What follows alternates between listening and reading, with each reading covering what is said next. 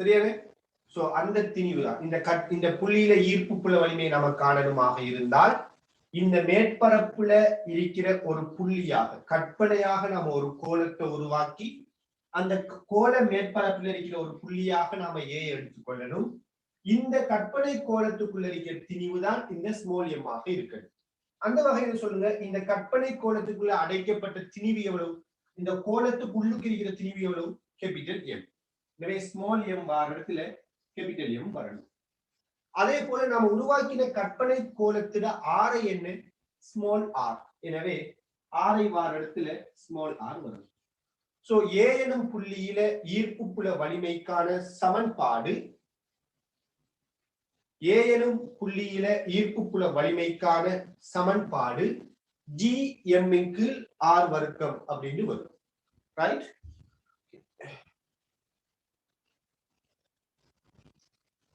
Okay, இப்ப பாருங்க, ஏங்கிற புள்ளியில ஈர்ப்பு புல வலிமைக்கு சமன்பாடு எடுத்துட்டோம். சோ கற்பனையாக நாம் ஒரு கோலத்தை உருவாக்குறோம்.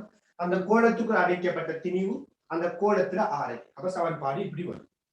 அடுத்து நாம இதுல இருந்து இந்த கோலத்துக்கு வெளியில ஈர்ப்பு புல வலிமைக்கும் தூரத்துக்குமான தொடர்பை யோசிப்போம். உங்களுக்கு தெரியும், நம்ம கோலத்துக்கு வெளியில இருக்கிற ஒரு கற்பனையான கோலத்தை கருதினால் இந்த கோலத்துக்குள்ள அடைக்கப்பட்ட திணிவு கேபிட்டல் எம்ங்கிறது மாறிலியா இருக்கு இல்லையா? அதாவது கேபிட்டல் எம்ங்கிறது இந்த கோலத்துல இந்த திண்ம கோலத்துல திணிவு. சோ இது மாறிலி, ஜியும் மாறிலி. அப்படிங்கிறதால ஈர்ப்பு புல வலிமை கோலத்திற்கு வெளியில ஈர்ப்பு புல வலிமை தூரத்தின வர்க்கத்துக்கு நேர்மாறு விகித சமனாக இருக்கும். அப்ப ஈர்ப்பு புல வலிமை கோலத்துக்கு வெளியில எப்படிப்பட்டது? தூரத்தின் வர்க்கத்துக்கு நேர்மாறு விகித சமன். அதே மாதிரி கோலத்தின் மேற்பரப்புல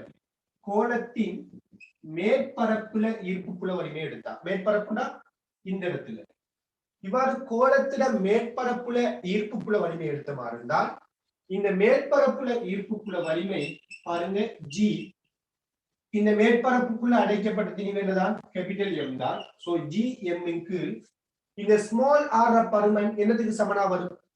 அதாவது கோலத்தில மேற்பரப்புல இருக்கிற ஈர்ப்பு புல வலிமை, இங்க இருக்கிற ஈர்ப்பு புல வலிமை நாம காண்றோம்னால் இதுல ஆரை என்ன? Capital R. எனவே இந்த புள்ளிக்கான தூரம் கேபிட்டல் ஆர்ங்கிறதால ஜி கேபிட்டல் எம் கீழ் ஆர் வர்க்கம். இதன் கோலத்தில மேற்பரப்புல ஈர்ப்பு புல வலிமை. எனவே பாருங்க, எப்பயுமே ஈர்ப்பு புல வலிமையை பொறுத்தவரையில ஒரு கோலம் ஒன்றோட வெளிப்பகுதி எடுத்தீங்கன்னால் அந்த வெளிப்பகுதியில ஈர்ப்பு புல வலிமைக்கான சமன்பாட்டுல எம் வார இடத்துல அந்த கோலத்தில திணிவு வரும், ஆர் வார இடத்துல அந்த ஈர்ப்பு புல வலிமைக்குரிய புள்ளிக்கான தூரம் வரும். எப்பயுமே கோலத்துக்கு வெளியில ஈர்ப்பு புல வலிமைக்கான சமன்பாட்டுல எம் வார இடத்துல கோலத்தில திணிவு வரும், ஆர் வார இடத்துல அந்த ஈர்ப்பு புல வலிமைக்குரிய புள்ளிக்கான தூரம் வரக்கூடியதா இருக்கு. சரியானே? கோலத்தில வெளிக்கான சமன்பாடு. ரைட்? ஓகே, ஃபர்ஸ்ட்க்கு நீங்க இது எல்லாத்தையும் நோட் பண்ணுங்க. இதுக்கு பிறகு நாம கோலத்தில உட்பகுதியை ஆராய போறோம். அது கொஞ்சம் கடினமானது. சோ ஃபர்ஸ்ட்க்கு நீங்க என்ன செய்யுங்க, சீரான திண்ம கோலம்னு போட்டு ஃபர்ஸ்ட்க்கு இந்த படத்தை கீறுங்க. கோலத்தில திணிவு கேபிட்டல் எம், கோலத்தில ஆரை கேபிட்டல் ஆர். பிறகு நீங்க கோலத்தில வெளிப்பகுதி என்கிற பகுதியில நோட் பண்ணி கொள்ளுங்க.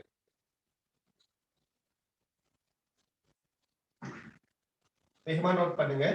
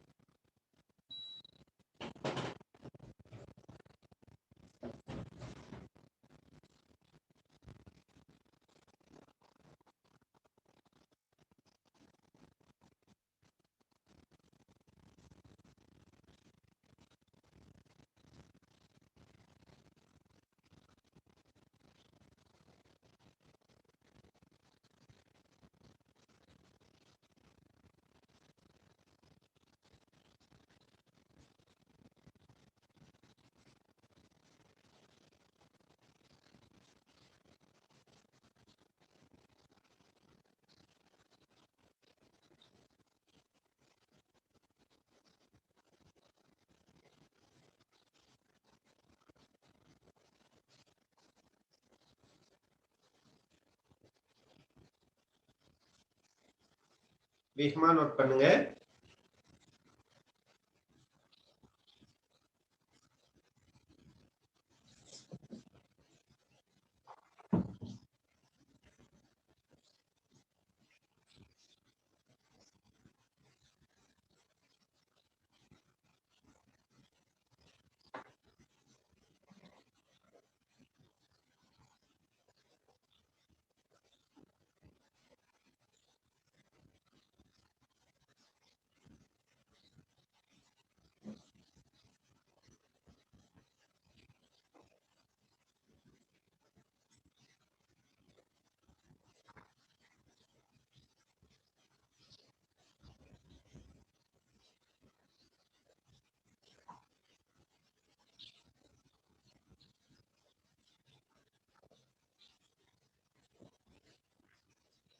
ஓகே, சரி கவனிங்க. இப்ப நாம ஒரு திண்ம கோளத்தில வெளியில ஈர்ப்பு புல வலிமைக்குரிய சமன்பாடு எடுத்திருக்கோம். இப்ப இந்த திண்ம கோளத்தில உள்பகுதியை ஆராய போறோம். வெளிப்பகுதியை ஆராய்ந்த மாதிரி இந்த திண்ம கோளத்தில உள்பகுதியை ஆராய போறோம். சரியான? சோ இரண்டாவதா கோளத்தில உட்பகுதியை ஆராய போறோம்.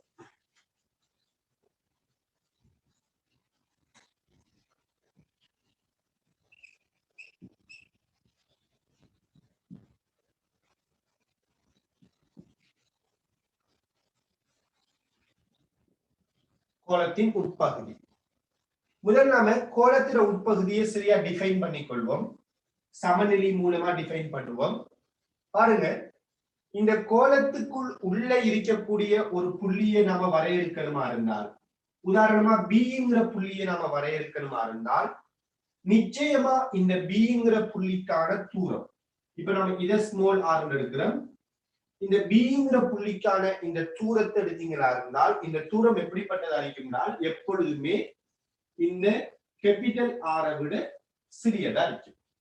அப்ப ஸ்மால் ஆர் பருமன் கேபிட்டல் ஆர் பருமனை விட சிறியதாக இருந்தால் அந்த புள்ளியானது கோளத்துல உட்பகுதிக்குள்ள இருக்குங்கிற முடிவுக்கு வரும் இல்லையா? ரைட். இப்ப கவனிங்க. சோ கோளத்துல உட்பகுதிக்குள்ள இருக்கிற இந்த புள்ளியில நாம ஈர்ப்பு புல வலிமையை காண போறோம். ரைட், சரியா அவதானிச்சுக் கொள்ளுங்க.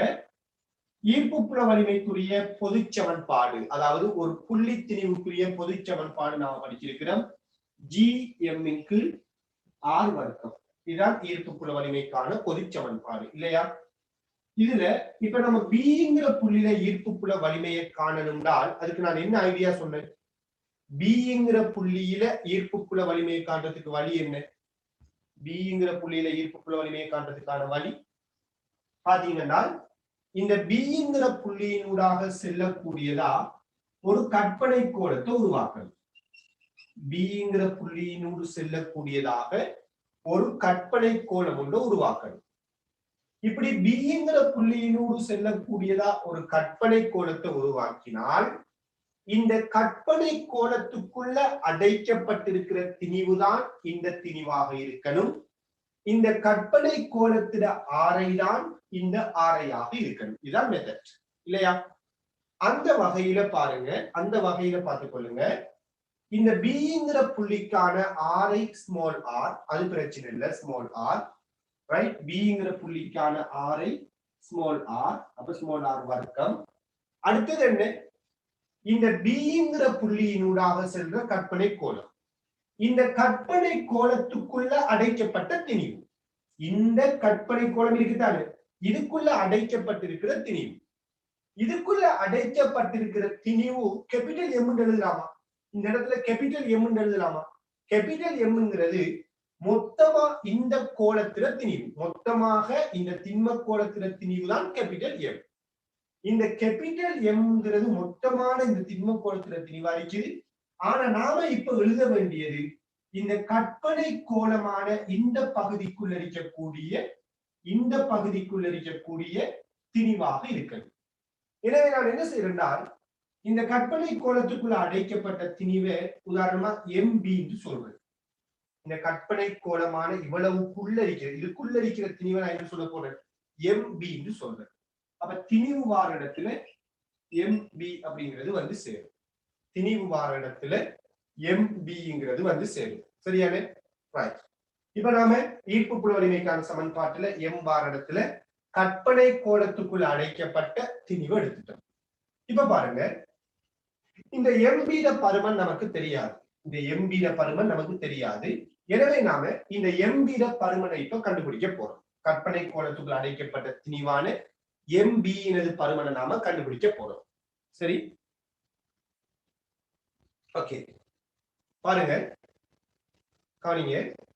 இந்த கற்பனை கோளத்துக்குள் அடைக்கப்பட்ட திணிவு இந்த MB காண்றதுக்கான வழி என்ன அப்படின்னு பாத்தீங்கன்னா, உங்களுக்கு தெரியும் மொத்தமா இந்த கோளத்திட திணிவு கேபிட்டல் M இல்லையா? மொத்தமா இந்த கோளத்திட திணிவு என்ன? Capital M. ரைட்? இந்த மொத்தமா இந்த கோளத்திட திணிவு கேபிட்டல் M இருக்கிற அதே நேரத்துல இந்த சிறிய கற்பனை கோளத்துக்குள்ள இருக்கிற திணிவு தான் MB என்று சொல்றோம். எனவே பொதுவா ஒரு திணிவை அடர்த்தி தர கனவளவுன்னு எழுதலாம். அப்படிதானே? ஒரு திணிவை நாம் எப்படி எழுதலாம்? அடர்த்தி தர கனவளவுன்னு எழுதலாம். அதுலயும் இது ஒரு சீரான திண்ம கோளமா இருக்குதுன்றால் இந்த திண்ம கோளத்துல எல்லா பகுதியிலையுமே அடர்த்தி சமனாக இருக்கும். இந்த திண்ம கோளத்துல எல்லா பகுதியிலையுமே அடர்த்தி எப்படி இருக்க போகுது? சமனா இருக்கு. எனவே இந்த கோளத்திட மொத்தமான திணிவு கேபிட்டல் M என்றால் பாருங்க, திணிவு வார இடத்துல கேபிட்டல் M, கோளத்தில அடர்த்தியை நான் ரோண்ட் எடுக்கிறேன். அப்ப ரோ இன்டு இந்த கோளத்தில கனவளவு என்ன? இந்த கோளத்தில கனவளவு என்ன? இதுல ஆரை கேபிட்டல் R என்றால் கனவளவு 4/3 பை R கனம் என்று வரும். கோளத்தில ஆரை கேபிட்டல் R. அப்ப கனவளவுக்கு சமன்பாடு என்ன? 4/3 பை R கனமாக இருக்கு. சோ அடர்த்தி தர கனவளவு தான் இந்த கோளத்தில திணிவு. இப்ப நாம எப்படி இந்த திண்ம கோளத்தில மொத்தமான திணிவுக்கு சமன்பாடு எடுத்தமோ அதே மாதிரி இந்த கற்பனை கோளத்துக்குள்ள அடைக்கப்பட்ட திணிவுக்கு சமன்பாடு எடுக்கும். சொல்லுங்க, இந்த கற்பனை கோளத்துக்குள்ள அடைக்கப்பட்ட திணிவு எவ்வளவு? அதனால் MB என்று சொல்றேன். ஆகவே இந்த MB சமன் அடர்த்தி என்னதான்? அடர்த்தி மாறாது, எல்லாத்தையும் அடர்த்தி சமன், சீரான திண்ம கோளம். எனவே இந்த கற்பனை கோளத்துக்குள்ள அடைக்கப்பட்ட திணிவு MB சமன் ரோ இன்டு இந்த கற்பனை கோளத்தில கனவளவு என்ன வரும்? இதுல RI ஸ்மால் r என்றால் 4/3 பை ஸ்மால் r கனம் என்று வரும். விளங்குதா? அப்ப திண்ம கோளத்தில திணிவு இந்த கற்பனை கோளத்துக்குள்ள அடைக்கப்பட்ட திணிவு ரெண்டுக்கும் சமன்பாடு எடுத்துட்டோம். இப்ப இந்த சமன்பாட்டில இருந்து பாருங்க, நான் MB-யையும் கேபிட்டல் M-ஐயும் பிரிக்கிறேன். இது ரெண்டையும் பிரிக்க போறேன். சோ MB-ல இருந்து கேபிட்டல் M பிரிக்கிறேன். பிரித்தால் இதுல இருந்து இதை பிரிக்கிறேன். ரோ பிரிப்படும். 4/3 பை 4/3 பை பிரிப்படும். எனவே ஸ்மால் r கணத்தின் கீழ் கேபிட்டல் R கணம் என்று வரும். இப்படி வருமா இல்லையா? இதையும் பிரிக்கிறேன். பிரித்தால் ஸ்மால் r கணத்தின் கீழ் கேபிட்டல் R கணம் என்று வரும். சோ இதுல இருந்து MB சமன் இந்த கேபிட்டல் M இங்க வந்தால் கேபிட்டல் M R கணத்தின் கீழ் கேபிட்டல் R கணம் என்று வரும். இதுதான் MB-க்கு கற்பனை கோளத்துக்குள் அடைக்கப்பட்ட திணிவுக்கான சமன்பாடு. இப்ப இந்த சமன்பாடை இங்க பிரதியிடுவோம். பிரதியிட்டால் பாருங்க, G into capital M into small r கணத்தின் கீழ் கேபிட்டல் R கணம். இதை நாம R வர்க்கத்தால பிரிக்கிறோம். பிரிச்சமா இருந்தால் இங்க R வர்க்கம் இருக்குது, இங்க R கணம் இருக்குது. எனவே R கணத்தை R வர்க்கம் இது ரெண்டையும் பிரிக்கும் போது என்ன வரும்? R வர்க்கம் R கணம் பிரித்தால் R வரும். எனவே சமன்பாடு பாருங்க, G கேபிட்டல் M R வர்க்கம் இங்க R கணம் பிரிக்க R வரும். R இன் கீழ் இங்க கேபிட்டல் R கணம். இதுதான் Bங்கிற புள்ளியில ஈர்ப்பு புல வலிமைக்கான சமன்பாடாக இருக்கு.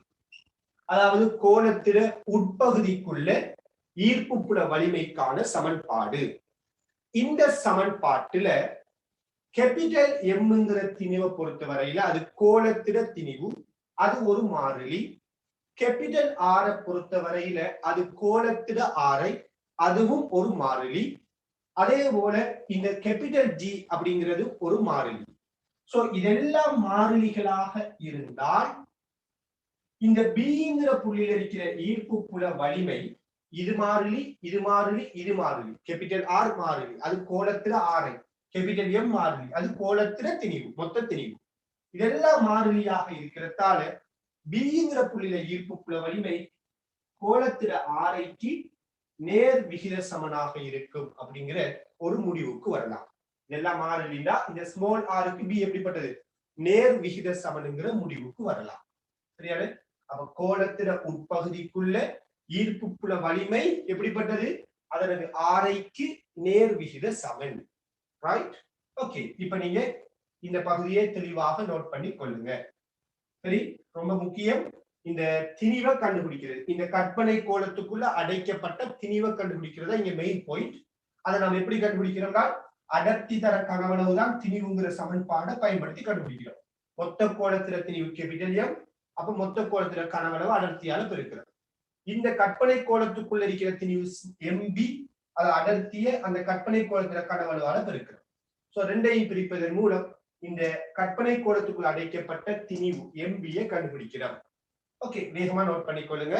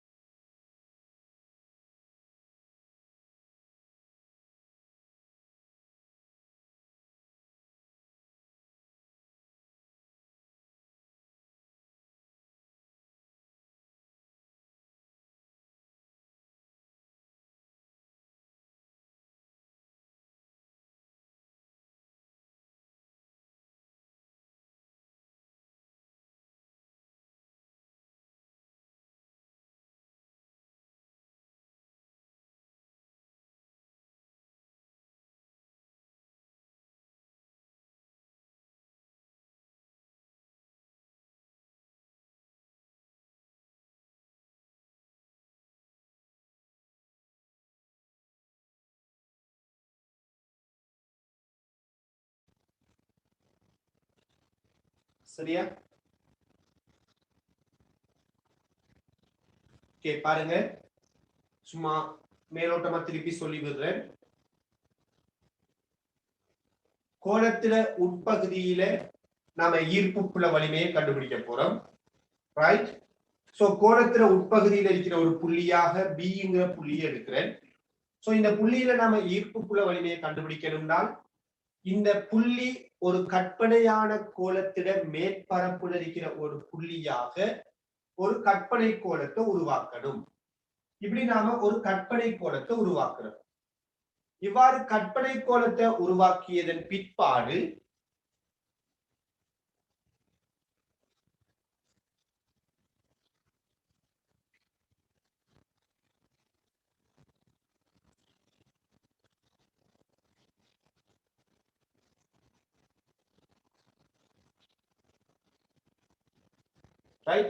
இவ்வாறு நாம ஒரு கற்பனை கோலத்தை உருவாக்கியதன் பிற்பாடு இந்த ஈர்ப்பு புல வலிமைக்கான பொது சமன்பாட்டுல இந்த திணிவு வார இடத்துல அந்த கற்பனை கோலத்துக்குள்ள இருக்கிற திணிவை போடணும். அதே போல இந்த ஆரை வார இடத்துல இந்த கற்பனை கோலத்துல ஆரைய போடணும். இதுதான் மெத்தட். அப்படி நாம போடும் போது இந்த கற்பனை கோலத்துக்குள்ள இருக்கிற திணிவுடன் பருமனை நான் உதாரணமா MB அப்படின்னு எடுத்துக்கொள்றேன். என்றால் மொத்தமா இந்த கோலத்தின திணிவு தான் கேபிட்டல் M. அதுக்குள்ள இருக்கிற ஒரு திணிவு பகுதி, அதுக்குள்ள பெரிய கோலத்துக்குள்ள ஒரு நடுவுல இருந்து ஒரு சின்ன துண்டு கோலத்தை வெட்டி எடுக்கிறீங்க, அப்படி கற்பனை செய்யுங்க. அப்ப இதுல திணிவு கேபிட்டல் M இருக்காது. அப்ப இந்த திணிவை நான் MB சொல்றேன். அப்ப இந்த கற்பனை கோலத்துக்குள்ள இருக்கிற திணிவை கண்டுபிடிக்கிறதுக்காகத்தான் நாம இந்த வேலையை செய்து முடிக்கிறோம். எப்படி செய்யறோம்? பொதுவா திணிவுங்கிறது அடர்த்திய கனவளவால பெருக்கி வர்றது. ஆகவே இந்த கோலத்தில திணிவு, மொத்தமா கோலத்தில திணிவு கேபிட்டல் M. எனவே நாம் எப்படி எழுதலாம்? அடர்த்தி தர இந்த கோலத்தில கனவளவு. சோ இந்த கோலத்தில ஆரை கேபிட்டல் R என்றால் 4×3 பை R கனம்னு வரும். இதுல இருந்து இந்த மொத்தமா இந்த கோலத்தில திணிவை எழுதின மாதிரி இந்த கற்பனை கோலத்துக்குள்ள இருக்கிற திணிவை எழுத போறோம். இந்த கற்பனை கோலத்துக்குள்ள இருக்கிற திணிவை நான் MB சொல்றேன். இதுல அடர்த்தி ரோ, கனவளவு வார இடத்துல கற்பனை கோலத்துல ஆரை ஸ்மால் ஆர், அப்ப 4×3 பை ஸ்மால் ஆர் கனம் என்று வரும். இப்படி இரண்டு திணிவுகள் எடுத்துக்கொள்றோம், கேபிட்டல் M அதே மாதிரி ஸ்மால் M. இது மொத்த கனவளவு, இதுல கனவளவு. ரெண்டு சமன்பாட்டையும் பிரிப்பதன் மூலமா இந்த கற்பனை கோலத்துக்குள்ள இருக்கிற திணிவு MB கண்டுபிடிக்கிறோம். அதை கொண்டு போய் பிரதி இடுறோம். பிரதி விட்ட உடனே இங்க R வர்க்கம் இருக்குது, இங்க R கணம் இருக்குது. அப்ப R கணம் கீழுக்கு R வர்க்கம்னா சுருக்கினா என்ன வரும்? 6 வரும் இல்லையா? எனவே G கேபிட்டல் M கீழ் கேபிட்டல் M, R கணம் R சுருக்கினா R வரும், கீழ் கேபிட்டல் R கணம். இப்படி சமன்பாடு மாறும். இப்படி சமன்பாடை நாம சுருக்கினதுக்கு பிறகு, இந்த சமன்பாடை சுருக்கினதுக்கு பிறகு நாம என்ன சொல்றோம்னா, இந்த சமன்பாட்டில் இருக்கிற G அரிக்கலாம், கேபிட்டல் M அரிக்கலாம், கேபிட்டல் R அரிக்கலாம். இது எல்லாம் மாறிலிகள் அப்படின்னு சொல்றோம். ஏன்னா கேபிட்டல் Mங்கிறது கோலத்தில திணிவு. மொத்தமா இந்த கோலத்தில திணிவு என்ன செய்யாது? மொத்தமான இந்த கோலத்தில திணிவு மாற போறது இல்லை. கேபிட்டல் Mங்கிறது ஒரு மாறிலி. அதே போல மொத்தமா இந்த கோலத்துல ஆறு என்ன? Capital R. அப்ப இதுவும் ஒரு மாறிலி. சோ இதெல்லாம் மாறிலிங்கிறதால ஈர்ப்பு புல வலிமை ஸ்மால் ஆருக்கு நேர் விகித சமன்ங்கிற பொது முடிவுக்கு வந்து சேர்றோம். ஆகவே ஒரு கோலத்தில உட்பகுதியில ஈர்ப்பு புல வலிமையானது அதன் ஆரைக்கு நேர் விகித சமனாக காணப்படும். சரியான? அப்ப ஈர்ப்பு புல வலிமைக்கான சமன்பாடு தெரியணும், அதுல தொடர்பும் தெரிஞ்சிருக்கணும். விளங்குதா? இது கோலத்தில உட்பகுதிக்குள்ள ஈர்ப்பு புல வலிமைக்கான சமன்பாடு. ஓகே, வேணும்னா நீங்க இந்த உட்பகுதிக்குள்ள இருக்கிற ஈர்ப்பு புல வலிமைக்குரிய சமன்பாடை பயன்படுத்தி, இந்த உட்பகுதிக்குள்ள இருக்கிற ஈர்ப்பு புல வலிமைக்கான சமன்பாடை பயன்படுத்தி சரியா கோலத்தில மேற்பரப்புல இருக்கிற ஈர்ப்பு புல வலிமையை கண்டுபிடிக்க முடியும். அதாவது என்னென்றால், இந்த சமன்பாடை பயன்படுத்தி, என்ன சமன்பாடு? கோலத்தில உட்பகுதிக்குள்ள ஈர்ப்பு புல வலிமைக்கான சமன்பாடு என்ன? G capital M small r க்கு கேபிட்டல் R கணம். இதான சமன்பாடு. இதான் உட்பகுதிக்குள்ள ஈர்ப்பு புல வலிமைக்குரிய சமன்பாடு. இந்த சமன்பாட்டுல இந்த Bங்கிற புள்ளி, இந்த Bங்கிற புள்ளி சரியா கோலத்தில மேற்பரப்ப அடையணுமா இருந்தால், இந்த Bங்கிற புள்ளி கோலத்தில மேற்பரப்ப மட்டுமட்டா அடையணுமா இருந்தால், இந்த ஸ்மால் ஆர் பருமன் என்னத்துக்கு சமனா வரணும்? இந்த புள்ளி இந்த இடத்துக்கு வரணும்னா இந்த ஸ்மால் ஆர் பருமன் என்னத்துக்கு சமனா வரணும்? கேபிட்டல் ஆருக்கு சமனா வரணும். அதாவது கோலத்திட மேற்பரப்புல ஸ்மால் ஆர் பருமன் கேபிட்டல் ஆருக்கு சமன். எனவே ஸ்மால் ஆர் பருமன் கேபிட்டல் ஆர் பருமனுக்கு சமன்னா பாருங்க, G சமன் G capital M, small R வர இடத்துல கேபிட்டல் ஆர் வரும், கீழுக்கு R கணம் வரும். சோ சுருக்கினால் R கணத்தை சுருக்கினால் G கேபிட்டல் M இன் கீழ் R R கணம்னால் R வர்க்கம் வரும். எனவே மட்டுமட்டா இந்த மேற்பரப்புல ஈர்ப்பு புல வலிமைக்கான சமன்பாடு G கேபிட்டல் M இன் கீழ் R வர்க்கம் வரும். எனவே நீங்க இந்த சமன்பாடை பயன்படுத்தியும் மட்டுமட்டா இந்த கோளத்தின மேற்பரப்புல இருக்கிற ஈர்ப்பு புல வலிமைக்குரிய சமன்பாடை உருவாக்க முடியும். சரியா? ஏற்கனவே நாம் கோளத்தின வெளிப்பகுதியை பயன்படுத்தியும் மேற்பரப்புல இருக்கிற ஈர்ப்பு புல வலிமையை கண்டோம், அல்லது கோளத்தின உட்பகுதிக்குரிய சமன்பாடை பயன்படுத்தியும் ஈர்ப்பு புல வலிமைக்கான சமன்பாடு மேற்பரப்புல ஈர்ப்பு புல வலிமைக்கான சமன்பாடை கண்டுபிடிக்கலாம். விளங்குதா? அதாவது இந்த ஸ்மால் ஆர் பருமன் கேபிட்டல் ஆருக்கு சமனாக வரும். வந்தால் சுருக்கும் போது GM கீழ் R வர்க்கம் வந்து சேரும். இவ்வளவுதான் இதுக்குரிய விடயம். ஓகே, சும்மா நோட் பண்ணி வச்சுக்கொள்ளுங்களா.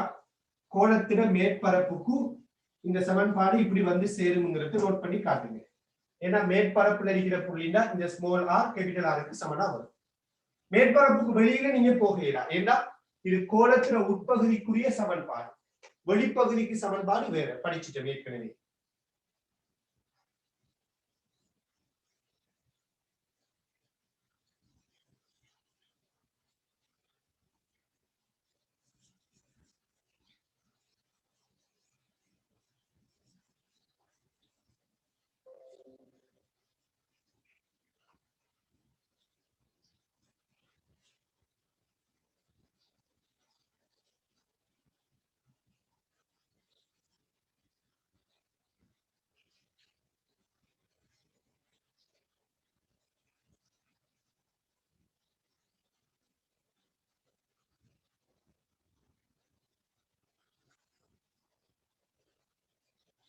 ஓகே, சரி. இப்ப நாம படிச்ச இந்த தியரிய இந்த திண்ம கோளத்துல ஈர்ப்பு புல வலிமைக்குரிய கிராஃப கீற போறோம். ஈர்ப்பு புல வலிமைக்கான மாறல கீற போறோம். பாருங்க,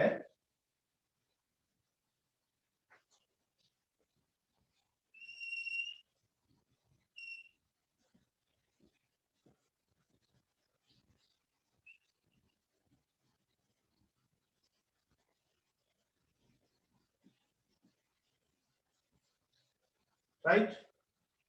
ஒரு கோளத்தில மையத்திலிருந்து திண்ம கோளத்தில மையத்திலிருந்து முடிவிலி வரைக்கும் ஈர்ப்பு புல வலிமை எவ்வாறு மாறும் கீற போறோம். ஓகே, பாருங்க, இந்த மையத்திலிருந்து முதலாவது இந்த கோளத்தில மேற்பரப்பு வரையும் யோசிப்போம். இரண்டாவது கொள்ளணும், இந்த கோளத்தில மையத்திலிருந்து இதுல மேற்பரப்பு வரைக்கும் ஈர்ப்பு புல வலிமையை நாம யோசிக்க போறோம். உங்களுக்கு தெரியும், ஒரு கோளத்தில உட்பகுதியில ஈர்ப்பு புல வலிமை எடுத்தீங்கன்னால் ஈர்ப்பு புல வலிமை அதனது ஆரைக்கு நேர்விகித சமன் இல்லையா? ஒரு திண்ம கோளத்தில உட்பகுதிக்குள்ள ஈர்ப்பு புல வலிமை எப்படிப்பட்டது?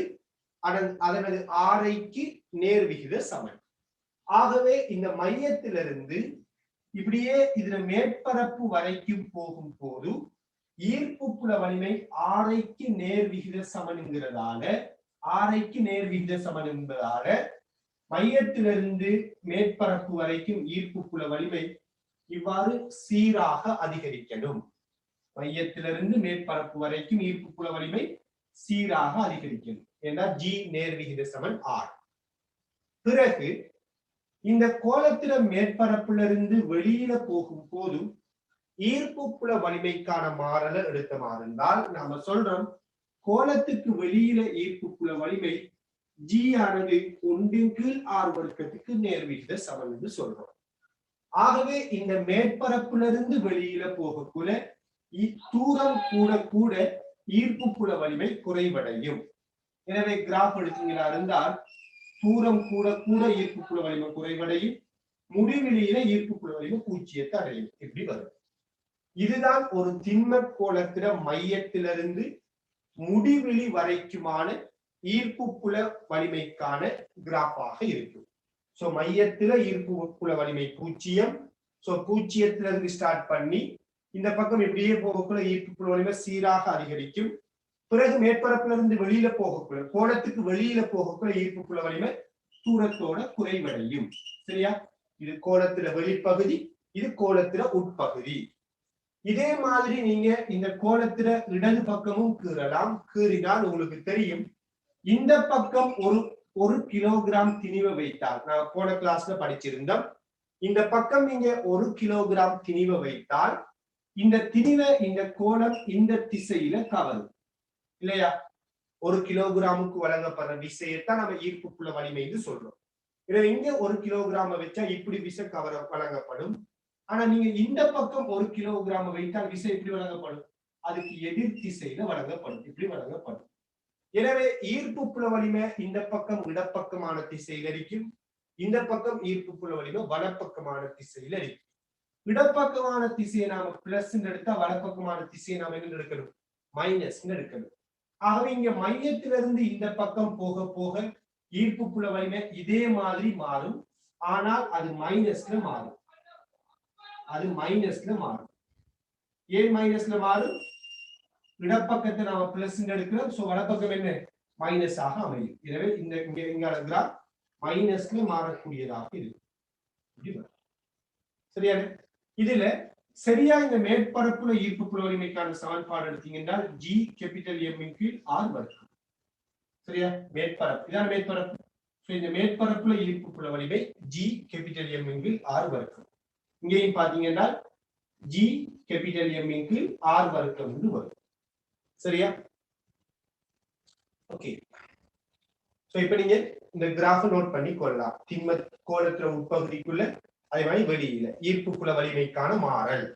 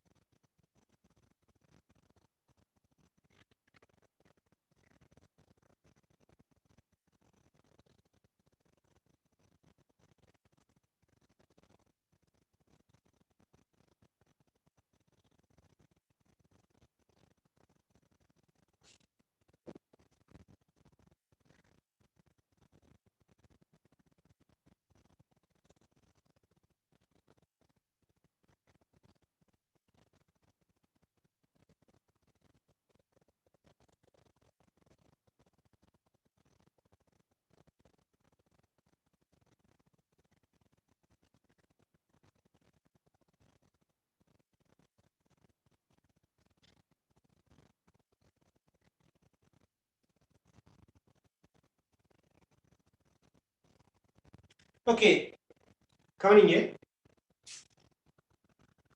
இப்ப நாம இங்க ஒரு சீரான திண்ம கோளத்துக்குரிய ஈர்ப்பு புல வலிமைக்கான மாடலை பார்த்திருக்கிறோம் இல்லையா?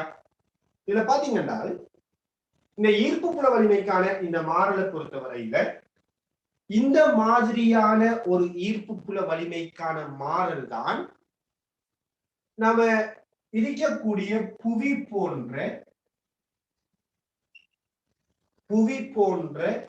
கோள்களோட ஈர்ப்பு புல வலிமைக்கான மாடலாக இருக்கும். அதாவது பாருங்க, பொதுவா பாத்தீங்கன்னா நாம வாழக்கூடிய இந்த பூமி எடுத்தீங்களா இருந்தால் இந்த பூமி ஒரு அன்னளவா கோள வடிவமானது இல்லையா? பூமி வந்துட்டு உண்மையிலேயே ஒரு சீரான திண்ம கோளம் இல்லை. அதை நீங்க தெரிஞ்சு கொள்ளுங்க. பூமி எப்படிப்பட்டது இல்லை? ஒரு சீரான திண்ம கோளம் இல்லை, சீரான கோளமே இல்லை. சொல்ல போனா அது ஒரு வகையில அமிழ்த்தப்பட்ட ஒரு வடிவம், ஒரு சீரான வடிவமா இருக்காது. சரியான பூமியில வடிவம் சீரான ஒரு கோள வடிவமா இருக்காது, ஒரு சீரற்ற கோள வடிவமாகத்தான் இருக்கு. இப்படிப்பட்ட ஒரு பூமி எடுத்தமா இருந்தால் இந்த பூமியினது மையத்திலிருந்து முடிவிலி வரைக்குமான ஈர்ப்பு புல வலிமைக்கான மாறலும் அன்னளவாக இதே வடிவத்துல தான் வரும். ஏன்னா பூமிங்கிறது யாருதான்? ஒரு திண்ம கோளம். எனவே பூமியினது மையத்திலிருந்து முடிவிலி வரைக்குமான ஈர்ப்பு புல வலிமைக்கான மாறல் இதே வடிவத்தை ஒத்ததாக இருக்கும். அன்னளவாக இந்த வடிவத்தை ஒத்ததாக இருக்கும். சரியான? இது புவிக்கு மாத்திரம் இல்ல, பொதுவாக எல்லா கோள்களுக்கும் இந்த மாதிரி தான் ஈர்ப்பு புல வலிமை மாற்றம் அடையும். சரி, பொதுவா அது சூரியனாகவும் இருக்கலாம், சந்திரனாகவும் இருக்கலாம், பூமியாகவும் இருக்கலாம். எந்த திணிவை எடுத்தாலும் அதை நீங்க ஒரு சீரான கோலமாக கருதினால் அதுல ஈர்ப்பு புல வலிமைக்கான மாறல் இப்படித்தான் இருக்கு. சோ இதுல இருந்து நாம என்ன முடிவை யோசிக்கலாம்னா, பிராக்டிக்கலா நாம என்ன யோசிக்கலாம்னால், எப்பயுமே ஈர்ப்பு புல வலிமை ஒரு கோலத்தை பொறுத்த வரையில, திண்ம கோலத்தை பொறுத்த வரையில எப்பயுமே ஈர்ப்பு புல வலிமை எங்க பெரிசாரிக்கும்னால் அந்த கோலத்திட மேற்பரப்புல தான் பெரிசாரிக்கும். பாருங்க, மையத்திலிருந்து மேற்பரப்பு வரைக்கும் அதிகரிக்குது, மேற்பரப்புல இருந்து முடிவிலி வரைக்கும் குறையுது. அப்ப மேக்சிமம் ஈர்ப்பு புல வலிமை எங்க வரும்? சரியா மேற்பரப்புல வரும். ஆகவே நாம இந்த பூமி எடுத்தமா இருந்தால் இந்த பூமியில மேற்பரப்புல ஈர்ப்பு புல வலிமைக்குரிய பருமன் என்ன? அன்னளவா நாம சொல்றோம். பூமியில மேற்பரப்புல ஆர்முடுகள் என்ன? 10 மீட்டர் செகண்ட் -2. எனவே இந்த மேற்பரப்புல அன்னளவா ஈர்ப்பு புல வலிமை 10 இருக்கும். 10 மீட்டர் செகண்ட் -2 சொல்லலாம், அல்லது நியூட்டன் கிலோகிராம் -1 என்று சொல்லலாம்.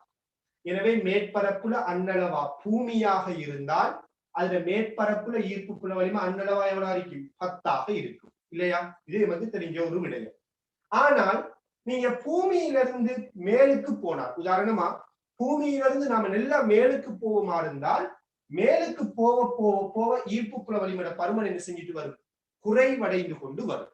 அதனாலதான் பாருங்க, நம்ம பூமியில மேற்பரப்புல இருந்து மேலுக்கு போயிட்டே இருந்தமா இருந்தால் ஈர்ப்பு புல வலிமையோட பருமன் இப்படியே குறைவடைந்து கொண்டு போய் ஒரு தூரத்துக்கு அங்கால ஈர்ப்பு புல வலிமை மிக மிக சிறியதாக இருக்கும். அதாவது புறக்கணிக்கத்தக்கதாக இருக்கும்.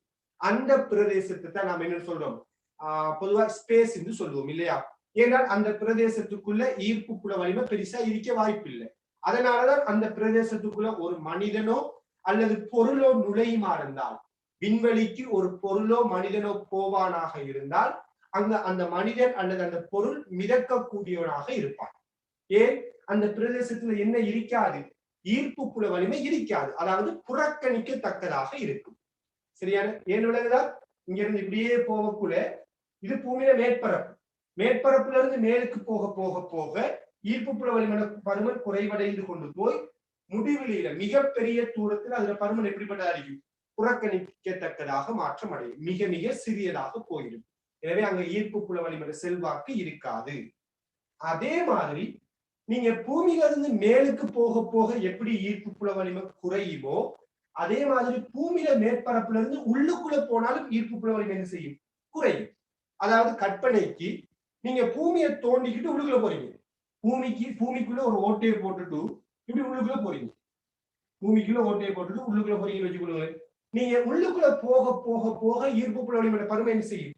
குறையும். மேற்பரப்புலதான் 10 அடிக்கும். உள்ளுக்குள்ள போனீங்களா இருந்தா ஈர்ப்பு புல வலிமையோட பருமன் படிப்படியா குறைவடைந்து கொண்டு போகும். சரியா? பூமியில மையத்துக்கு போவீங்களா இருந்தா, ஒரு கற்பனைக்கா பூமியில மையத்துக்கு மேல போக முடியாது, அங்க எரிகுளம் எல்லாம் இருக்குது.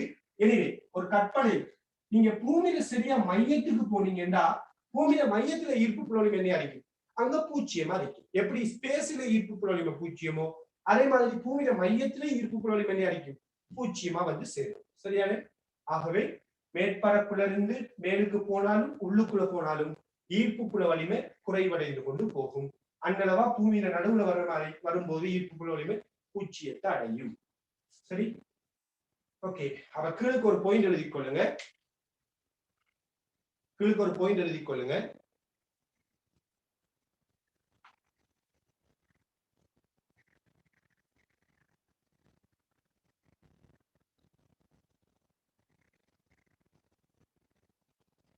சீரான திண்ம கோளத்தின்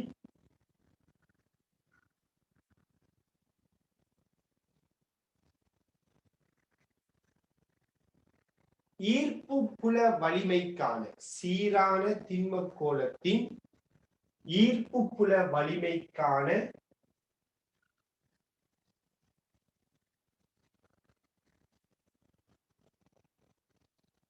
மாறலை ஒத்ததாகவே சீரான திண்மத்தின் ஈர்ப்பு புல வலிமைக்கான மாறலை ஒத்ததாகவே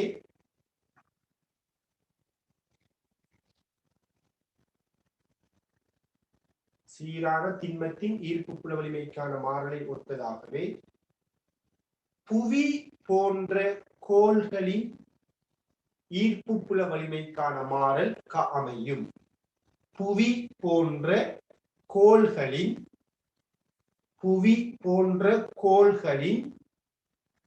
ஈர்ப்பு புல வலிமைக்கான மாறல் அமையும்.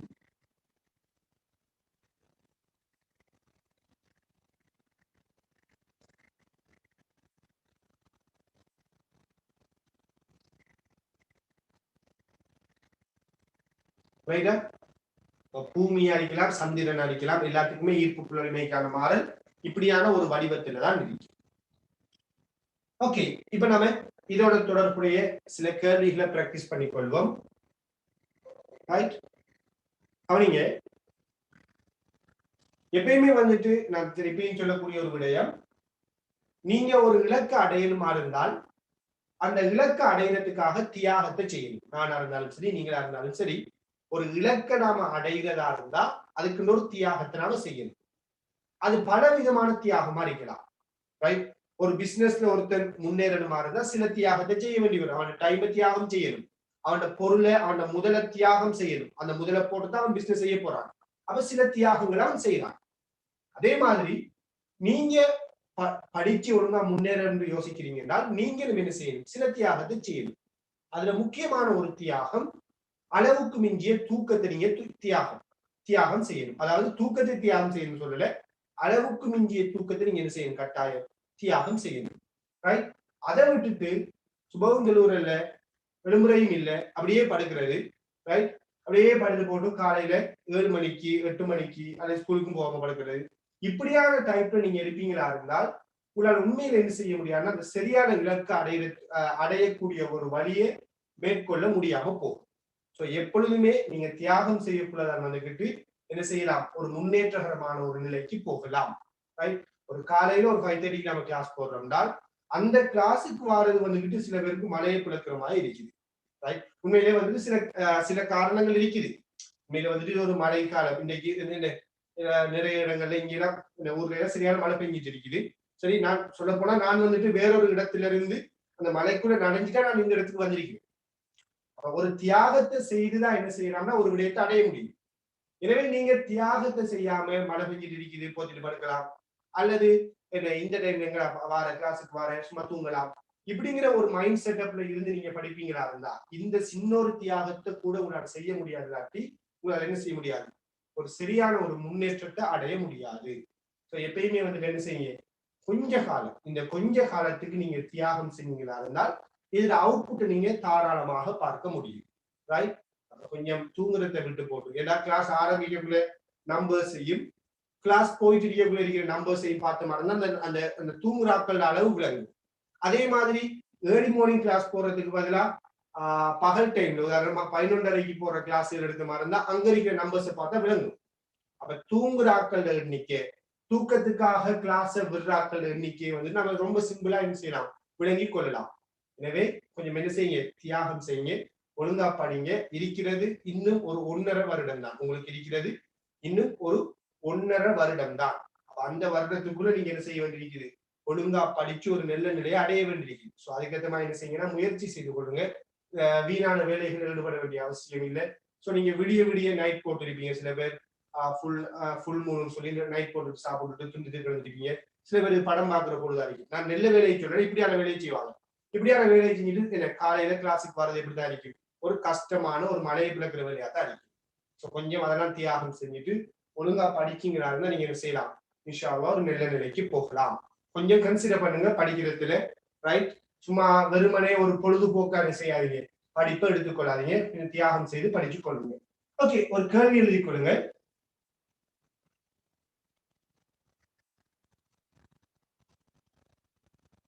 புவி மேற்பரப்பில், கேள்வி எழுதிக் கொள்ளுங்க. புவி மேற்பரப்பில்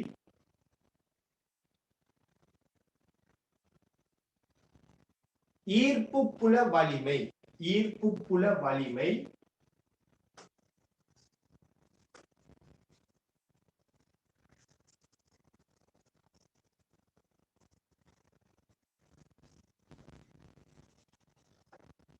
ஈர்ப்பு புல வலிமை G ஆகும். ஈர்ப்பு புல வலிமை G ஆகும். புவி மேற்பரப்பில் ஈர்ப்பு புல வலிமை G ஆகும். புவி மேற்பரப்பிலிருந்து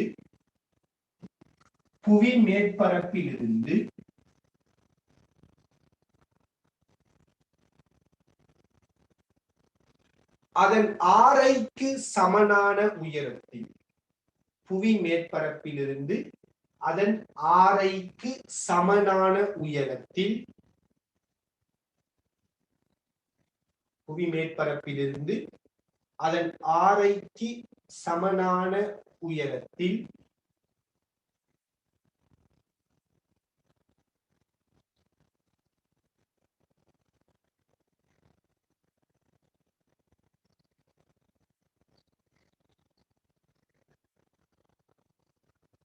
ஈர்ப்பு புல வலிமை யாது? புவி மேற்பரப்பிலிருந்து அதன் ஆரைக்கு சமனான உயரத்தில் ஈர்ப்பு புல வலிமை யாது? சரியா?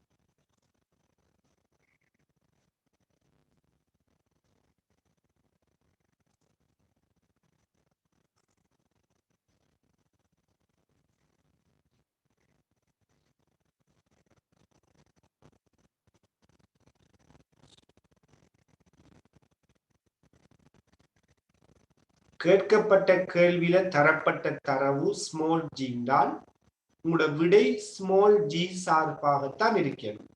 நீங்களாக ஒரு திணிவையோ வேற எது ஆரையோ கிரியேட் பண்ண கூடாது. உங்களோட ஃபைனல் ஆன்சர்ல ஸ்மால் g சார்பான விடைதான் இருக்கணும்.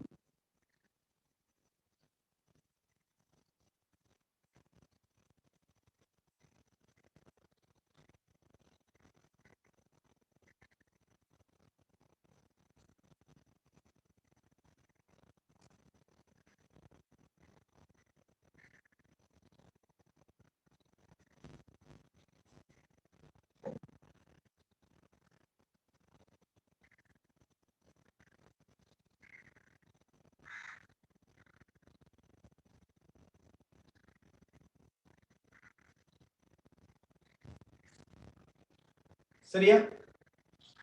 ஓகே, சோ பாருங்க, பூமியில மேற்பரப்பு, நாம பூமியை ஒரு திண்மக்கோளமா எடுக்கிறோம். பூமியை ஒரு திண்மக்கோளமா எடுக்கலாம்.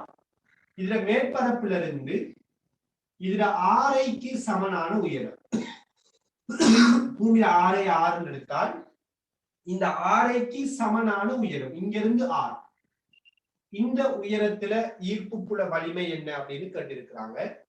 சோ முதல்ல உங்களுக்கு தெரியணும், பூமிக்கு வெளியில, அதாவது ஒரு திண்ம கோளத்துக்கு வெளியில ஈர்ப்பு புல வலிமை எடுத்தமா இருந்தால் அது தூரத்திட வர்க்கத்திற்கு நேர்மாறு விகித சமம். பூமியிட மேற்பரப்புக்கு வெளியில ஈர்ப்பு புல வலிமை எப்படிப்பட்டது? தூரத்திட வர்க்கத்துக்கு நேர்மாறு விகித சமம் இல்லையா? எனவே நாம இந்த தொடர்பை பயன்படுத்தி இந்த இடத்துல இருக்கிற ஈர்ப்பு புல வலிமையை கண்டுபிடிக்கலாம். உங்களுக்கு தெரியும், ஈர்ப்பு புல வலிமை தூரத்திட வர்க்கத்துக்கு நேர்மாறு இருந்தால் மேற்பரப்புல ஈர்ப்பு புல வலிமை என்ன? மேற்பரப்புல ஈர்ப்பு புல வலிமை G. மேற்பரப்புல ஆரை என்ன?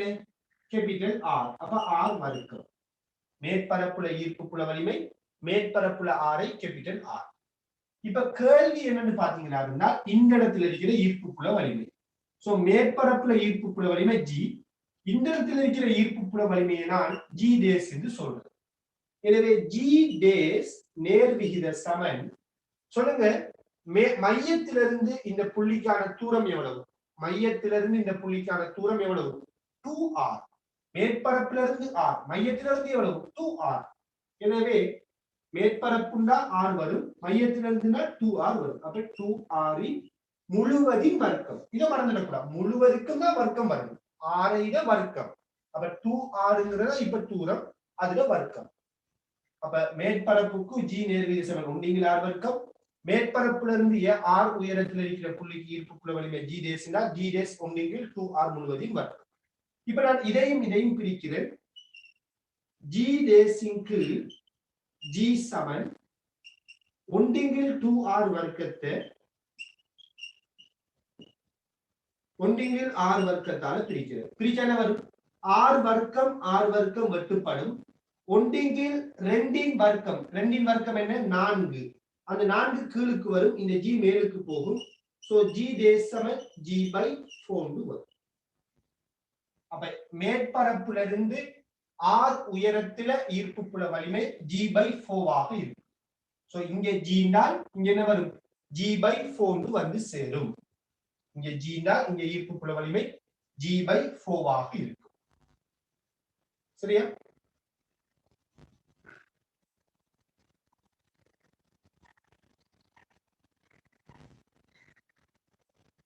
அப்ப இது உண்மையிலே வந்துட்டு இந்த கேள்வி எடுத்தீங்கன்னா இது மனசால செய்ய வேண்டிய ஒரு கேள்வியா? எப்படி எப்படி மனசால செய்யற? உங்களுக்கு தெரியும், பூமியில மேற்பரப்புல ஆரை ஈர்ப்பு புல வலிமை G. எனவே பூமியில மேற்பரப்புல இருந்து r தூரம்னால் மையத்திலிருந்து எப்படிப்பட்டது? 2 மடங்கு தூரம். எனவே நல்லா விளங்கிக் கொள்ளுங்க, இந்த தூரம் 2 மடங்காக அதிகரித்தால், இந்த தூரம் 2 மடங்காக அதிகரித்தால் ஈர்ப்பு புல வலிமை 4 மடங்கால குறையும் இல்லையா? ஏன்? தூரம் 2 மடங்குன்னா அதுல வர்க்கம் வரப்போகுது, 2 வர்க்கம் 4, அது கீழுக்கு வரத்தால குறையும். எனவே ஆரம்பத்துல GR இருந்தா இப்ப ஈர்ப்பு புல வலிமை G/4 ஆக வரும். மனசால செய்யக்கூடிய கேள்வி. தூரம் 2 மடங்கு அதிகரித்தால் ஈர்ப்பு புல வலிமை அதுல வர்க்கத்திலான தங்கி இருக்குது. அப்ப ஈர்ப்பு புல வலிமை 4 மடங்காக குறையும். அப்ப GR என்பது G/4 ஆக மாறும். ஓகே, அடுத்த ஒரு கேள்வி.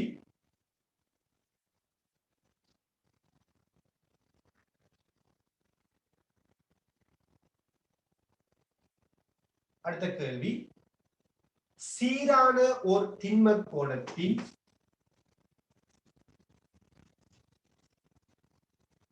எழுதிக் கொள்ளுங்க. சீரான ஓர் திண்ம கோளத்தின்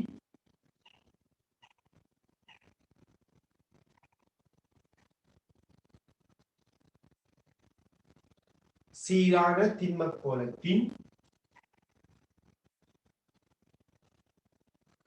மேற்பரப்பில் ஈர்ப்பு புல வலிமை. சீரான திண்ம கோளத்தின் மேற்பரப்பில் ஈர்ப்பு புல வலிமை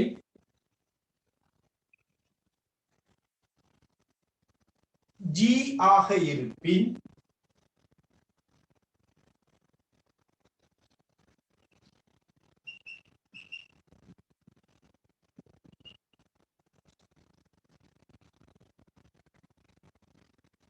G ஆக இருப்பின்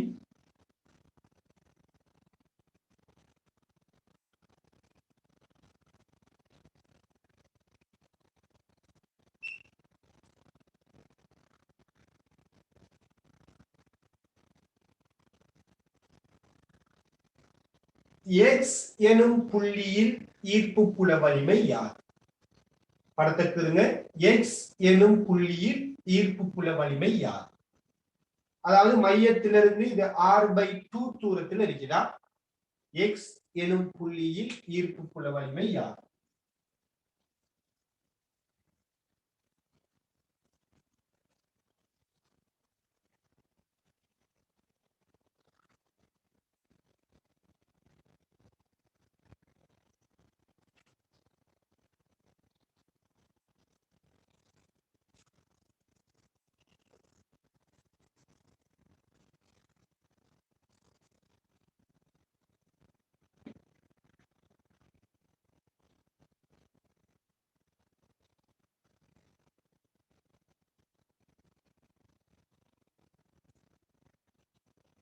இலகுவான ஒரு கேள்வி. ஆல்ரெடி 2 விடைகள் வந்துட்டு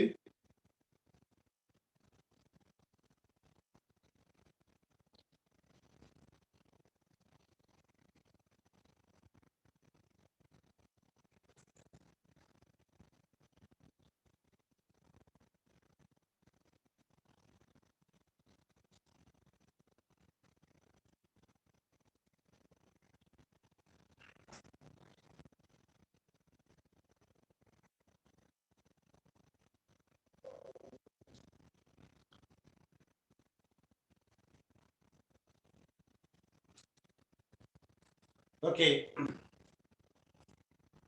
எப்பயுமே ஒரு திண்ம கோளம் அல்லது ஒரு பொற்கோளம் எந்த கோளத்தை யோசிக்கிறனாலும் அந்த கோளத்துக்கு 2 பிரதேசம் இருக்குங்கிறத மறக்க கூடாது. ஒன்று கோளத்துக்கு வெளி, அடுத்தது கோளத்துல உட்பக்கம், இப்படி 2 பிரதேசம் இருக்குது இல்லையா? கோளத்துக்கு வெளியில இருந்தால்தான் G 1/r வர்க்கத்துக்கு நேர்விகித சமன். கோளத்துக்கு உள்ளுக்குள்ள இருந்தா என்ன சமன்பாடு? அதாவது என்ன நேர்விகித சமன்? G R-க்கு நேர்விகித சமன். சில பேர் என்ன செய்றீங்க, இந்த தொடர்பை பயன்படுத்தி எக்ஸ்ங்கிற புள்ளியில ஈர்ப்பு புல வலிமை 4G எடுத்து வைக்கிறீங்க. நான் தான் சொன்னேன், ஈர்ப்பு புல வலிமை எங்க பெரிசா இருக்கும்? பூமியில மேற்பரப்புலதான் ஈர்ப்பு புல வலிமை பெருசி. நிச்சயமா இதுல இருந்து இந்த பக்கம் போனாலும் ஈர்ப்பு புல வலிமை குறையும், இங்கிருந்து இந்த பக்கம் போனாலும் ஈர்ப்பு புல வலிமை பருமன் குறையும். அப்ப ஜியை விட கூடிய விட வரலாமா? வரவே முடியாது. மேற்பரப்புலதான் ஈர்ப்பு புல வலிமை பெருசினால் வெளியிலேயோ உள்ளுக்குள்ளேயோ ஈர்ப்பு புல வலிமை ஜியை விட குறைவாத்தான் இருக்கு. சரி, அந்த வகையில எக்ஸ்ங்கிற புள்ளியில ஈர்ப்பு புல வலிமையை காணணும்னால் இது கோளத்திட உட்பகுதியை பத்தி பேசுறதால நாம இங்க என்ன தொடர்பை பயன்படுத்தணும்? G நேர்விகித சமன் R தொடர்பை பயன்படுத்தணும். அந்த வகையில முதலாவது மேற்பரப்பு எடுத்தீங்களா இருந்தால் மேற்பரப்பில் ஈர்ப்பு புல வலிமை என்ன? G. மையத்திலிருந்து இந்த மேற்பரப்புக்கான தூரம் என்ன? R என்ன? Capital R. சோ G நேர்விகித சமன் கேபிட்டல் R. இது மேற்பரப்புல ஈர்ப்பு புல வலிமை. அதே மாதிரி உட்பகுதியில ஈர்ப்பு புல வலிமை.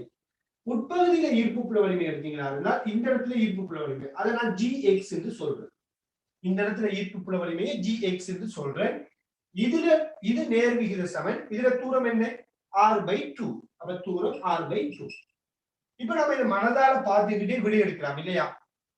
R தூரத்துல ஈர்ப்பு புல வலிமை G என்றால் R/2 தூரத்துல ஈர்ப்பு புல வலிமை என்ன? இதுக்கு நேர் விகித சமன் என்றால் R/2 தூரத்துல ஈர்ப்பு புல வலிமை G/2 ஆக இருக்கும். அப்ப இந்த இடத்துல ஈர்ப்பு புல வலிமை என்ன? G/2. சில பேர் வந்துட்டு G/4, சில பேர் வந்துட்டு 4G அப்படி எல்லாம் எடுக்கிறாங்க. இங்க ஈர்ப்பு புல வலிமை R-க்கு நேர் விகித சமன். R தூரத்துல ஈர்ப்பு புல வலிமை G-ஆ, R/2 தூரத்துல ஈர்ப்பு புல வலிமை G/2 ஆக இருக்கும். சும்மா சொல்ல வேண்டிய ஒரு சும்மா செய்ய வேண்டிய ஒரு கேள்வி. எந்த ஒரு எழுத்துமே தேவையில்லை, சும்மா பார்த்து முடிச்சிடலாம். மேற்பரப்புல ஜீனா அரைவாசி தூரத்துல, மையத்துல இருந்து அரைவாசி தூரத்துல ஈர்ப்பு புல வலிமை G/2 ஆக இருக்கும்.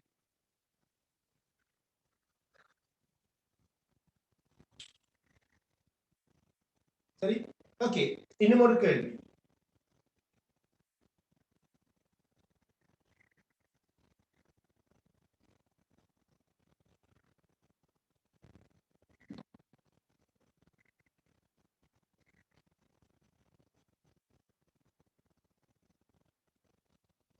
சீரான திண்ம கோளத்தின்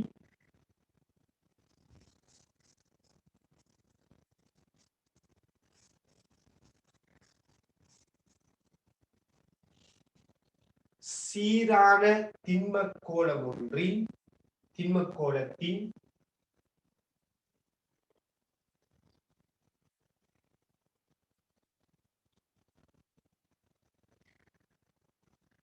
ஆரை ஆரை சீரான திண்ம கோளத்தின் ஆரை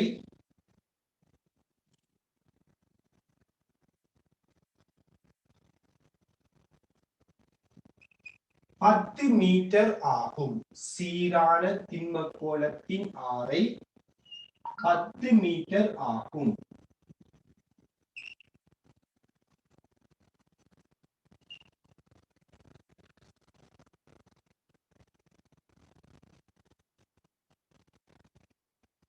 அதன் மேற்பரப்பில் ஈர்ப்பு புல வலிமை அதன் மேற்பரப்பில் ஈர்ப்பு புல வலிமை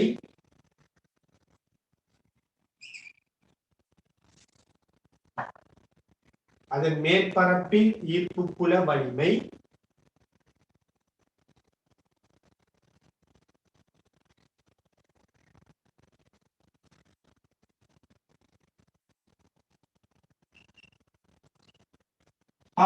நியூட்டன் கிலோகிராம் -1 ஆக இருப்பின்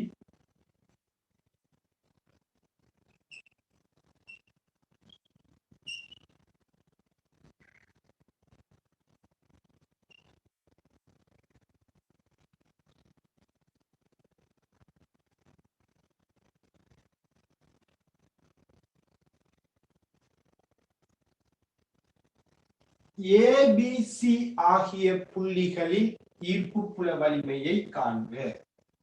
ABC ஆகிய புள்ளிகளில் ஈர்ப்பு புல வலிமையை காண்க.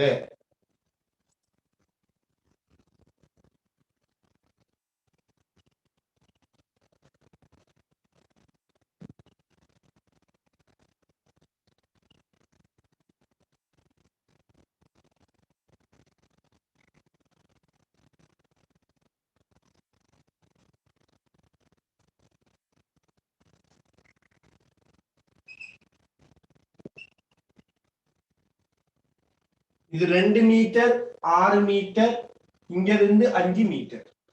சரியா? சோ ட்ரை பண்ணுங்க அப்போ. ஏபிசிங்கிற 3 புள்ளிகளை ஈர்ப்பு புல வலிமையை காணுங்க. ஓங்கிறது மையமா, ஓங்கிறது மையத்தை குறிக்குது. ஏபிசி ஆகிய புள்ளிகள்ல ஈர்ப்பு புல வலிமையை கேட்கிறாங்க.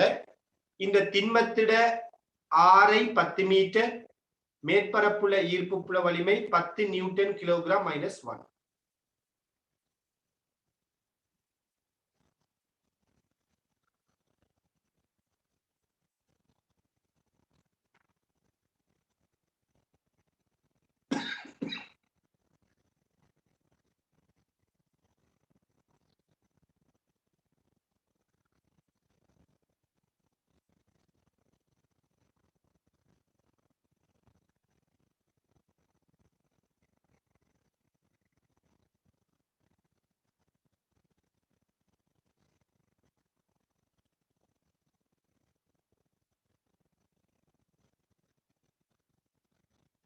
கோளத்தில உட்பகுதியா இருந்தா நேர் விகித சமன், வெளிப்பகுதியா இருந்தா ஆர் வர்க்கத்துக்கு நேர்மாறு விகித சமன். ஐடியாவை பயன்படுத்தினா விட வரும்.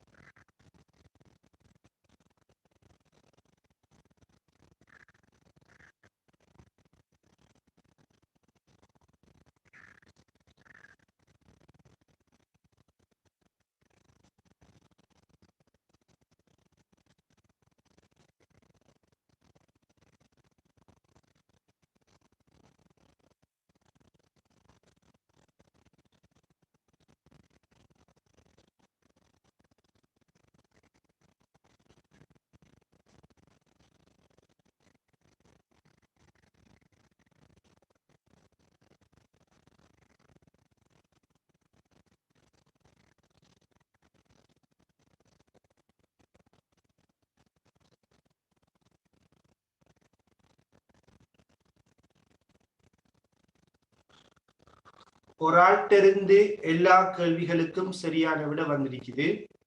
இன்னும் சில பேர் பகுதியளவுல விடை அனுப்பியிருக்கிறாங்க சரியான விடைய.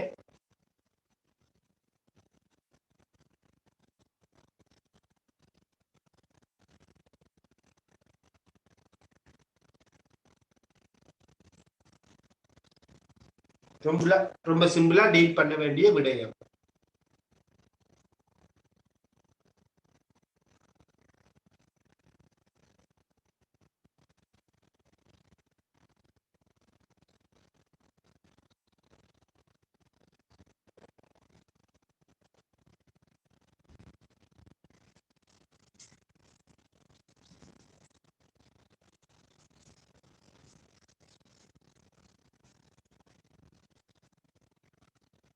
சரி,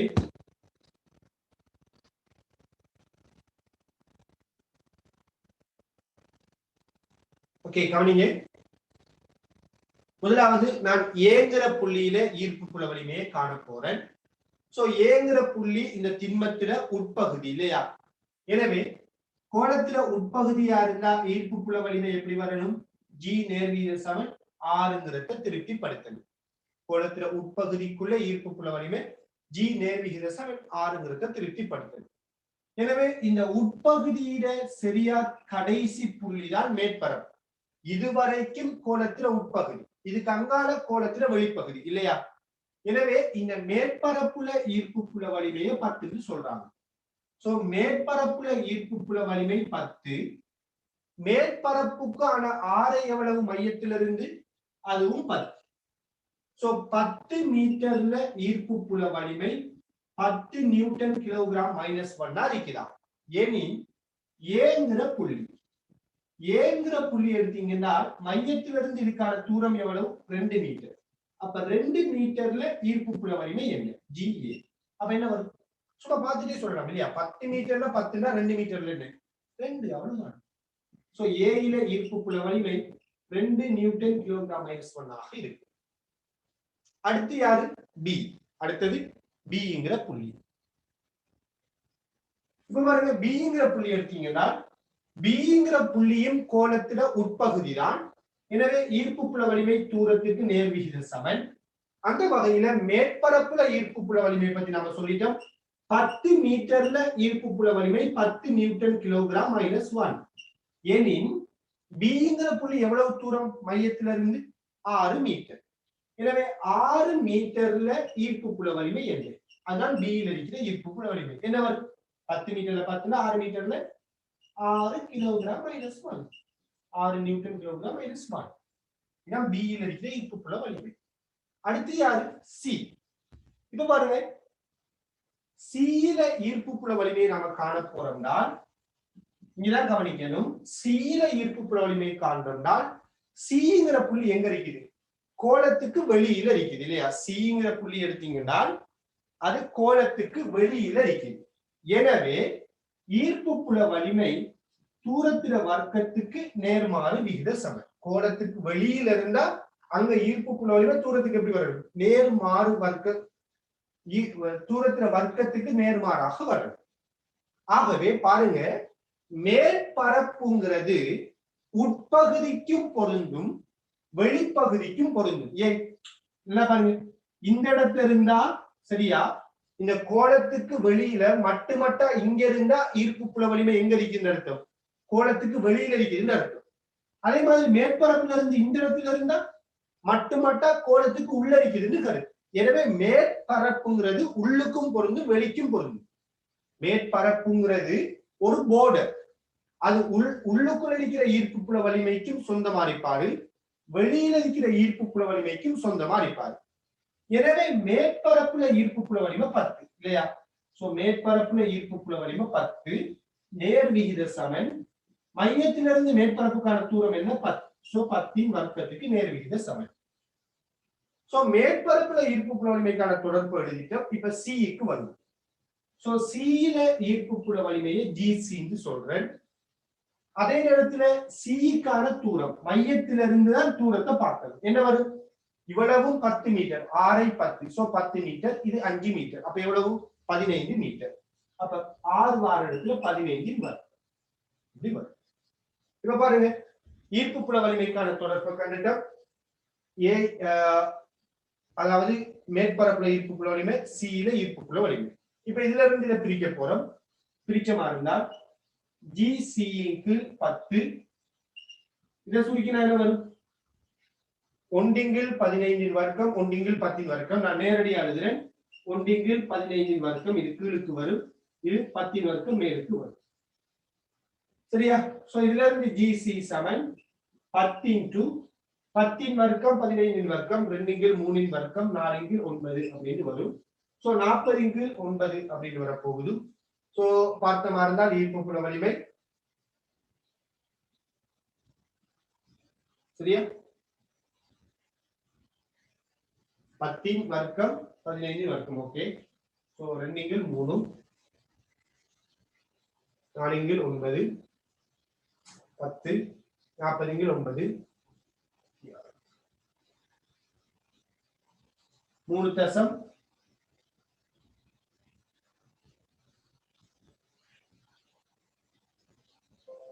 3 3 வருது அப்படியா?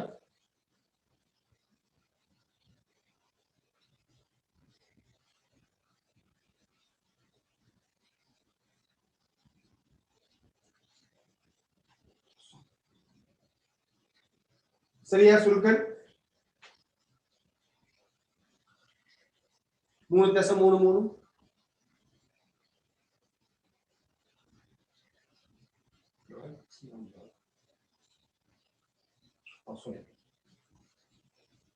4 தசம் 4 4 ரைட். ஓகே. அப்ப G 1 6 வர்க்கத்துக்கு நேர்மாறு 1 6 வர்க்கத்துக்கு நேர் விகித சமன். சோ இதை பயன்படுத்துறோம். சோ இதை பயன்படுத்துவதன் மூலம் ஈர்ப்பு புல வலிமையை கண்டுபிடிக்கிறோம். அவ்வாறு கண்டுபிடிக்கப்பட்ட ஈர்ப்பு புல வலிமை 4 தசம் 4 4 வந்து சேரும். சரி. ஓகே.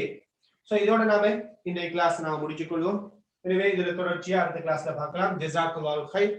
அஸ்ஸலாமு அலைக்கும் வரஹ்மத்துல்லாஹி வபரகாத்துஹு. சோ கட்டாயம் அடுத்த கிளாஸ் வரக்குள்ள இந்த விடயங்களை படிச்சிட்டு வாங்கலாம். அடுத்த கிளாஸ்ல கட்டாயம் இந்த விடயங்களை படிச்சிட்டு வாங்க. ரைட். மேற்பரப்புக்கு வெளியில இருந்தா இந்த சமன்பாடு, மேற்பரப்புக்குள்ள இருந்தா இந்த சமன்பாடு. அடுத்த கிளாஸ்லயும் ஒரு சில கேள்விகளை இதுல பிராக்டிஸ் பண்ணி கொள்வோம். சரியான? ஓகே. ஜஸாக்கல்லாஹு கைர்.